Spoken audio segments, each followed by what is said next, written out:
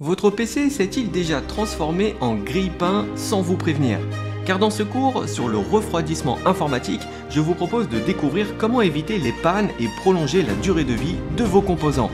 Ventilateur, dissipateur thermique, pâte thermique et même refroidissement par eau, je vais vous montrer toutes les astuces pour garder votre PC au frais.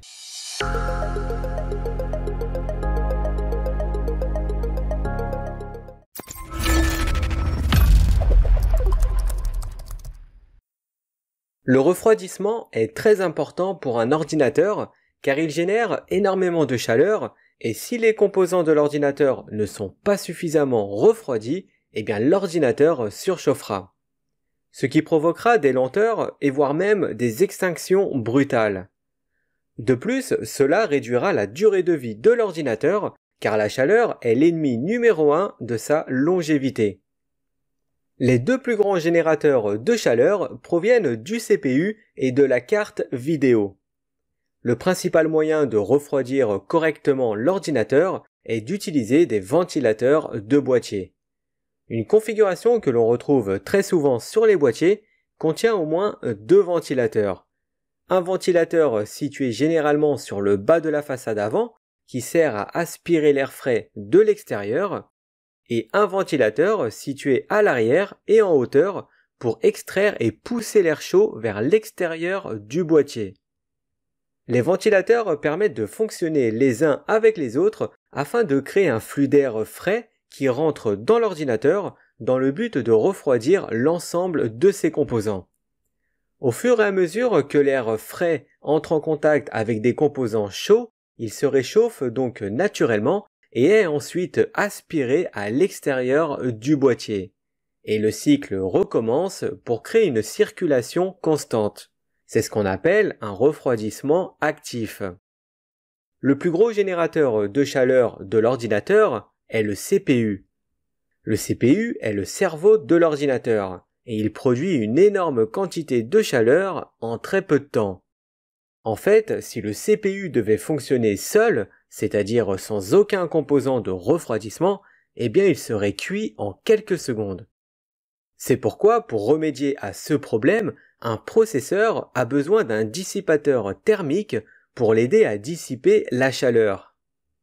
Le dissipateur thermique est essentiellement un bloc d'aluminium avec des ailettes qui entrent directement en contact avec le CPU.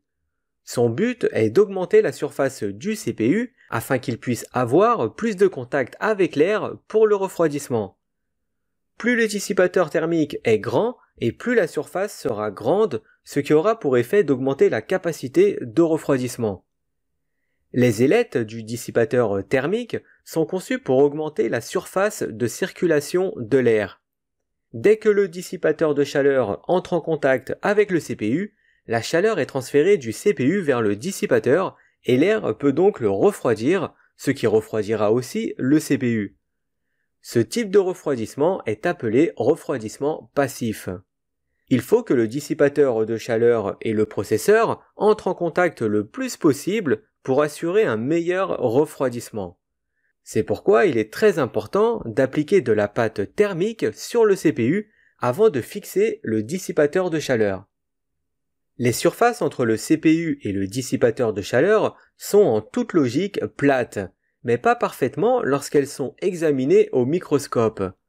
C'est pourquoi la pâte thermique est utilisée pour compenser les imperfections des surfaces entre le dissipateur de chaleur et le CPU.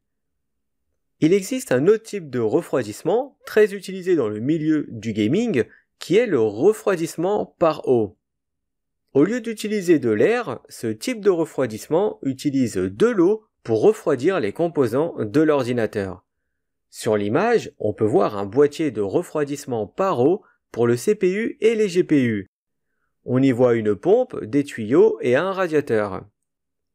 Tout comme un dissipateur de chaleur traditionnel, la pompe fait constamment circuler l'eau dans tout le boîtier pour garder le CPU au frais. Une fois que l'eau atteint le radiateur, elle est refroidie par le ventilateur qui est monté dessus et qui aspire l'air dans le radiateur pour refroidir l'eau. Ensuite, le cycle est répété, il y a donc un flux constant d'eau froide qui entre en contact avec le CPU. Ce système est bien plus efficace que le refroidissement simplement par l'air. De plus, ils sont beaucoup plus silencieux, mais l'inconvénient c'est qu'ils sont bien plus chers.